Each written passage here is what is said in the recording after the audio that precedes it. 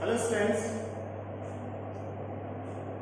Last time हम discuss कर रहे थे। हमारा टॉपिक था अवर एनवायरनमेंट, जिसमें हम लोगों ने पढ़ा एटमॉस्फेयर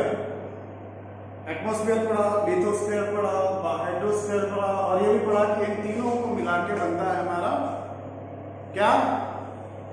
हाँ, बायोस्फीयर। ओके, तो अब हम टॉपिक पे थे इकोसिस्टम पे। इकोसिस्टम क्या होता है? तो हम आपको बता रहे हैं, जो बुक में लिखा है मैं आपको पूरी शब्द बता दे रहा हूं कि इकोसिस्टम आप कहीं भी जाइए, नॉर्थ पोल से लेके साउथ पोल, ईस्ट से वेस्ट, किसी भी लॉन्गिट्यूड और लैटिट्यूड पे आप किसी भी एरिया में जाइए, आपको कहीं ना कहीं कुछ ना कुछ लिविंग बीइंग मिल ही जाएंगे। और ऐसे लिविंग बीइंग, ऐसे सर्वाइवर मिल जाएंगे जो मतलब ऐसे प्लांट और एनिमल मिल जाएंगे जो एक दूसरे पे इंटरडिपेंड होते हैं। इन्हीं को बोला जाता है कि ये सब है एक इकोसिस्टम है, कि all plants and animal are interdepend and interacted each other. तो इसी को बोला जाता है इकोसिस्टम। जितने भी प्लांट्स हुए, जितने भी एनिमल हुए, वो आपस में एक दूसरे से इंटरेक्ट करते हैं, एक दूसरे को अफेक्ट करते हैं।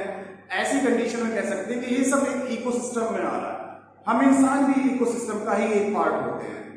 ओके, इसमें दिया गया है, this can be large land forest, grassland, desert, lakes, river, small pond, ये कुछ भी हो सकता है। मतलब ये सारे हमारे इकोसिस्टम का ही पार्ट है। A pond ecosystem may contain tiny plants such as the diatoms, green algae, and the very small animals such as the rotifers and copepods. Most of the ecosystem are complex and contain thousands of the interacting species. These species interact with each other and also with the abiding environment. कि जितने भी आप देख रहे हैं, हर एक चीज का अपना इकोसिस्टम है। एक तालाब है, तालाब में भी जो प्लांट्स होंगे, जो एल्गी होगी, वो सब एक दूसरे को इंटरेक्ट करते हैं, एक दूसरे से अफेक्ट करते हैं। ये सब हमारा क्या है? इकोसिस्टम का ही पार्ट है। अब हम लोग देखते हैं कि नेक्स्ट हमारा टॉपिक है ह्यूमन एनवायरनमेंट। सिंपल से आपका ये चैप्टर ही बहुत इजी है, इसमें बस टर्म में आपको बताना है। अब ह्यूमन एनवायरनमेंट मतलब क्या है? हम लोग जो है, ह्यूमन जो है, हमारे आसपास का एनवायरनमेंट कैसा है, आसपास कैसी सोसाइटी है, कैसी हमारी इकोनॉमिक कंडीशन है, और कैसी पॉलिटिकल कंडीशन है, कैसे सोशल कंडीशन है ना? ये सब जो है हमारे किसमें आते हैं? ह्यूमन एनवायरनमेंट में आती है। ह्यूमन एनवायरनमेंट में ह्यूमन एक दूसरे को इंटरेक्ट करते हैं और अफेक्ट करते हैं, है ना? तो ये नॉर्मल सी है कि ह्यूमन एनवायरनमेंट क्या है, इसमें दिया भी गया है जितने भी roads, bridges, social, economic, political and other conditions which are there live, plus जितने भी कंडीशन देख रहे हैं जिसमें हम रहते हैं, सब हमारे ह्यूमन एनवायरनमेंट में आते हैं। Early human lived in the harmony with the natural surrounding. पहले क्या होता था, लोग जो होते थे, इंसान जो होते थे, नेचर में रहते थे। मतलब जो पहले घर मकान तो होते नहीं थे, जंगलों में रह रहे, नेचर में रहते थे। They lived in the simple life. They could fulfill their basic needs from the nature around them. With the invention of wheel, transportation become easier and faster. Later trade, बस कोई चीजें सब आ रही हैं कि ये जंगलों में रहते थे, जंगल पे डिपेंड थे, हमारी नीड्स कम थी, नीड्स तुरंत पूरी हो जाती थी। व्हील का जब इन्वेंशन हुआ तो हम लोग ट्रांसपोर्टेशन हम बहुत जल्दी करने लगे। बस यही सब उसमें दिया गया ह्यूमन एनवायरनमेंट में। अब नेक्स्ट टॉपिक आता है हमारा ह्यूमन एनवायरमेंटल इंटरेक्शन। अब देखो, ह्यूमन एनवायरनमेंट, मैं हूं और मैं एनवायरनमेंट में जो हमारे आसपास हमें घेरे हुए हैं, मैंने कल बताया था, जो सराउंड है हमारे आसपास, इनके बीच में कैसा इंटरेक्शन होता है, कैसी चीजें हम लोग इंटरेक्ट करते हैं। क्योंकि physical environment provide human being with different materialistic needs. बता रहे हैं कि जो फिजिकल एनवायरनमेंट है, जिससे हम छू सकते हैं, रोड्स, बिल्डिंग्स, मकान, ये सब जो है, ये हमारे फिजिकल एनवायरनमेंट्स है। इनको हम डिफरेंट तरीके से हमारी जरूरतों को पूरा कर लेते हैं। हम चाहे कोई रोड पे हम चल के जाते हैं, गाड़ी चलाते हैं, मकान में रहते हैं, तो हमारी डिफरेंट नीड्स भी पूरी करती है।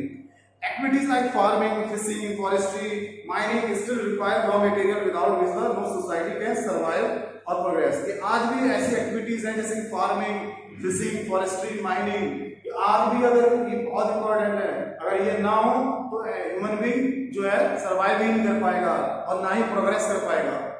Human being and their activities also represent greatest danger in the environment. कि अब बात करें कि यहाँ तक तो ठीक था कि हाँ आप मतलब नेचर से आप चीजें ले सकते हैं, लेकिन हम लोगों का नेचर जो है, ह्यूमन नेचर जो है वो थोड़ा ग्रीडी है, थोड़ा तो नहीं बहुत ज्यादा ग्रीडी है, कि हम लोग ज्यादा चीजों को एक्सप्लॉइट कर रहे हैं, नेचर को केयर नहीं कर रहे हैं, पॉल्यूशन कर रहे हैं। ये सब चीजें क्या है, एनवायरनमेंट को काफी ज्यादा नुकसान पहुंचा रही हैं। Since starting the human civilization, people have only used nature for their existence. जब हमारा अस्तित्व आया, इंसान जब आए, तब इंसान क्या करते थे, नेचर में जो चीजें हैं वो उनको उतना ही यूज करता था ताकि वो जिंदा बना रहे, है ना।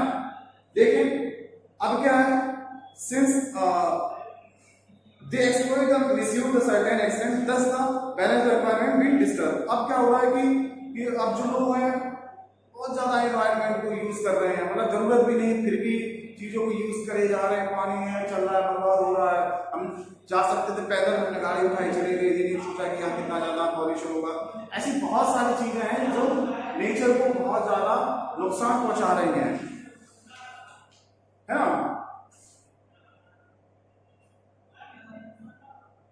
Forest are being cut down at faster rate, जंगल काटे जा रहे हैं। Industrial development is the pollution environment is the result of the unwise use of technology. ज्यादा फॉरेस्ट काटे जा रहे हैं, टेक्नोलॉजी को बढ़ाया जा रहा है जिससे और जल्दी से पेड़ काटे जा सकें। ये सब कहीं ना कहीं एनवायरनमेंट को बहुत ज्यादा अफेक्ट करते हैं। Now a perfect balance between the nature and human need to be the of hour. अब वक्त आ गया है कि अब इंसान एनवायरनमेंट को, जो एनवायरनमेंट में चीजें पाई जा रही है उनको काफी सोच समझ के यूज करें। We should understand that human race can't be survive if we do not live the harmony with the nature and the balance the nature not maintain। हमें ये चीज समझनी चाहिए कि अगर हम लोग सरवाइव कर रहे हैं तो कहीं ना कहीं नेचर से इंटरेक्ट करके ही कर रहे हैं। अगर हम उसका ख्याल नहीं रखेंगे, नेचर का ख्याल नहीं रखेंगे, चीजों को फिर से नहीं बनने का मौका देंगे, तो ह्यूमन बीइंग जो है सरवाइव नहीं कर पाएगा। इसी के साथ आपका ये चैप्टर फिनिश। इसमें कुछ एमसीक्यू दिए गए हैं, वो फिल कर दीजिए। हालांकि मैं फोटो कॉपी भेज दूंगा उसकी एक्सरसाइज की। जो ये वाली थी एमसीक्यू, इसमें जो है अबाउट 71% जो है अर्थ जो है वो कवर है किससे, वाटर से। इसमें 71 आएगा। और सेकंड वाले में है the atmosphere is balance with the earth wise लेकर आ जाएगा। ग्रेविटी की वजह से जो हमारा एटमॉस्फेयर है वो होल्ड है एक जगह। नेक्स्ट एमसीक्यू हमारा, ये आपका होमवर्क है, ये आप भरिए, ठीक है। और इसके क्वेश्चन आंसर जो है मैं पूरे करके आपको उसकी एक्सरसाइज की फोटो कॉपी भेज दूंगा और वो आप लोग नोट डाउन कर लेंगे अपने फेयर कॉपी में, वो चेक भी होगी। इसी के साथ ये चैप्टर फिनिश करते हैं, कल एक नए चैप्टर के साथ। Thank you.